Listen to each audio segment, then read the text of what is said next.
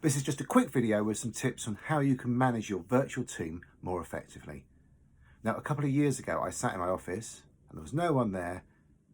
And I realised, why am I doing this? What's the point? I don't need to be here. I can do this from home. So that's where I am now. And obviously with coronavirus, a lot more people are going to be working from home, probably for the first time.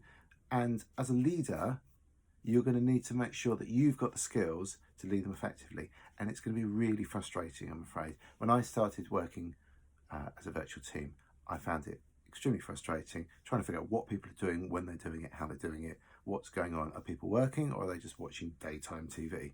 Because if they're watching Homes Under the Hammer, they're not earning you any money. So you need to work with them effectively to make sure that you're empowering them to help the business succeed. It's going to be dark, it's going to be hard. If you've not done it before, it's a completely different leadership skill. So it's going to require quite a lot of patience. So you need to be thinking, if I'm getting frustrated, not to take that out on my team, especially if you're kind of stuck at home and you're not used to working at home and there's, like, I've got kids running around. That's why I'm recording this very early in the morning, so they disturb me. And you've got to pick your moments. It's not like when you're at the office and you can shut the door. There's stuff happening and doorbells ring and phones ring and there's a lot of distractions. So one of the most important things you can do to really help yourself is find somewhere quiet to work that's a workspace. Don't try and work like on your bed or like in the living room, because there's just too many distractions. You need a space, and when it's clear when you're working, and when you're not working, you're somewhere else. You probably want to kind of plan your day out more than you usually would, because I don't know, when you're at home, for some reason, it's a lot harder to kind of focus down. Okay, let's talk about the tools that you're going to need, because running a virtual team, you need different tools. You can't rely on just going up to somebody and saying, oh, can you do this? So let's just quickly go through the tools that we use and other tools that are available. First thing, Microsoft Teams. If you're a Microsoft 365, Office 365 subscriber, definitely want to use Microsoft Teams. In there, which you use instant messaging, video conferencing. You can share documents easily. You can create different processes. The idea is that you have project or a thing that you're working on, you bring people together and create a team for that thing. There's plenty of videos on YouTube that explain really well how it works. I'm not going to go into any detail, watch them. Then the Zoom. Zoom is a really good collaborative video conferencing tool. What's really nice is the person that's speaking, they appear on the screen. You can run really big meetings with it.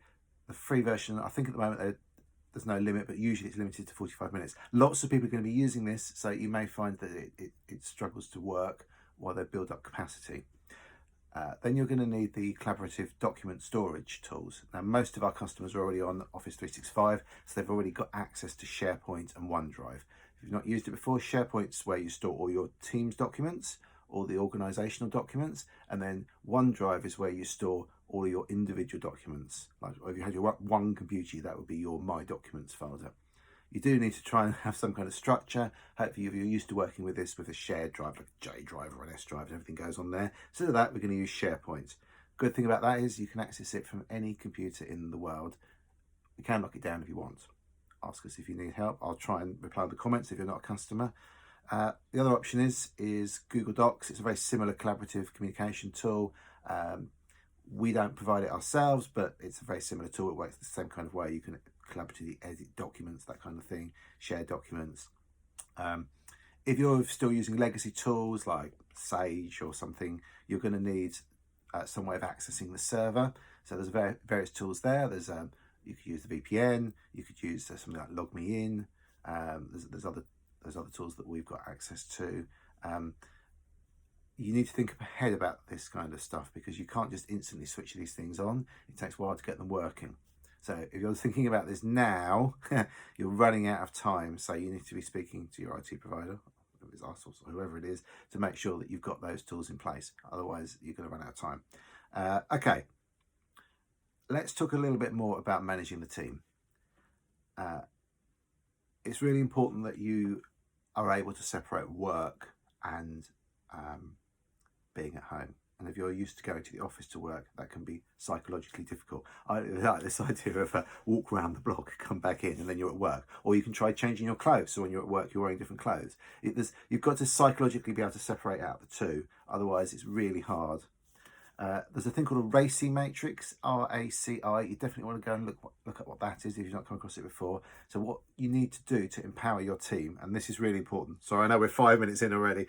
What you need to do is you need to empower individuals to get on with some, or to have ownership of some part of the business. You can't do traditional management where you have a group of people that are responsible for getting a task done. It doesn't work. You've got to have, each person must know what they're responsible for. That doesn't necessarily mean they need to do it, but they need to be in charge of it. You need to empower and encourage your team to take charge of roles. Now, this is really hard. It means restructuring what you're doing to make sure that everybody's clear on what they're in charge of. If they're not in charge of it, they will not do it. Well, at least in my experience, it's very difficult to manage people. We have a thing called Autotask we use to manage our professional services automation. It's called. We use that to manage all of our business processes essentially. But you can create something like this in Excel to start with. What you need is you need the RACI matrix that lists who's responsible for what, and then you need a timesheet, and then you need to kind of create a weekly kind of process for managing those things. This takes time. This will be the frustrating bit. But start creating out these Excel documents of who's responsible for what. Then everyone can see that. You can share it with everyone so they know who's dealing with things, or who at least is supposed to be. Timesheets are really useful. You don't want to be tracking. Generally, when people work at home, they generally don't do so much 9 till 5. They generally kind of vary it quite a lot more. But you want to track how much time they're spending. If they're wasting time on stuff that doesn't need to be done, or really frustratingly, if 2 people do the same thing, they've just wasted a load of time. So you'll need to build out, and I'll try and do some more follow-up on this. You'll need to build out who's responsible for what. You need to build out a timesheet so you can track what people are doing and when. You can share this with everyone. They'll be fairly open about it, certainly to start with. And you need to build out a list of things that need to be done, and then who's responsible for making sure that they get done. And that's not necessarily the person that does it. They just need to be the person that's making sure that it gets done. You need to start having regular meetings. Now, these meetings they need to have an agenda to start with. They need to have a structure.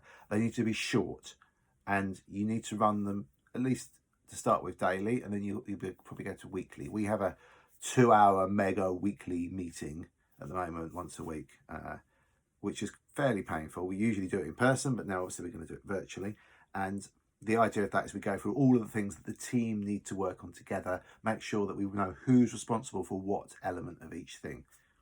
I recommend that you give each team member a big overall task, so they're clear on what they're responsible for. So maybe they'd be responsible for a particular customer, or a particular, maybe for ordering, or for certain elements of the business. That makes it easier to know who's responsible for what, because that's really key, because you're not going to be there to help people figure it out. The bigger organizations, it's going to be even harder, because you've got to come together for these meetings, but you've got to keep them short. You've got to have an agenda. If you start having hourly meetings once a week, you're just going to demotivate your staff. I recommend that you're speaking to your staff maybe 3 times a day. I like to pick up the phone and speak to them if they haven't rung me. So I kind of have a thing in my morning. I want to speak to them in the morning, in the middle of the day, and towards the end of the day, just to make sure that everything's okay and they know what they're doing. And this isn't like a, what are you doing now? What about this? What about this? You're kind of asking them, is there anything you need help with? And most of the time it's a very quick call, but I do like to check in. And that's not the same as micromanaging. That's more about helping people understand what it is they are doing, and is that making sense? Is there a more efficient way of them working? You're there to help them, yeah? You're not there to tell, but you're there to empower. That's what you've got to be thinking. Now, a word on instant messaging. Now, this is something that's absolutely key. We use Slack, but Microsoft Teams works just as well. Google's got one as well. Instant messaging, the idea is that you've got quick things that you want to ask people, or tell people, or share with people. You can share screenshots, photos, documents, quick chatting, but it's not there for chat. The idea is you write some stuff, and then a bit later you look at it and there's some more stuff and you come back. You can do all sorts of clever things. There's loads of videos on whichever chat tool you decide to use. Watch some of the videos on how to use it effectively. You can tag people in a message, but the idea is that rather than just keep interrupting people constantly, which is tempting to do, you can quickly say, oh, this is happening and this is important, and then you're sharing that information with the team, but in a way they can deal it when they're ready, because interruptions are such a problem when you're working from home. It's weird. You'd think you get less, but actually you seem to get more. So use instant messaging, but don't expect an instant response. That's what I'm saying. That's not how it works. It's not instant response. If you want something instant, you're going to have to pick up the phone and speak to people. But really, you've got to be thinking, is that the most efficient way of managing this person's time? If I keep interrupting them, are they getting stuff done? So have daily meetings. Keep them short. You've got to. Otherwise, you will not be able to empower your team. You're going to demotivate them, and it's going to be hard. It's going to be really frustrating, but you will get there. And what's going to come out of this is you will have a team who are much better at self-managing, and this is going to be great because it means you're going to be able to grow the team, and you're going to have people that are working for you who are able to lead. So best of luck, everyone. If you'd like to know anything more, please comment below. Please reach out to me. I'm more than happy to help. I am incredibly busy though, so don't be surprised if I don't get back to you immediately. Anyway, thanks very much for watching and have a great day. Cheers. Bye-bye.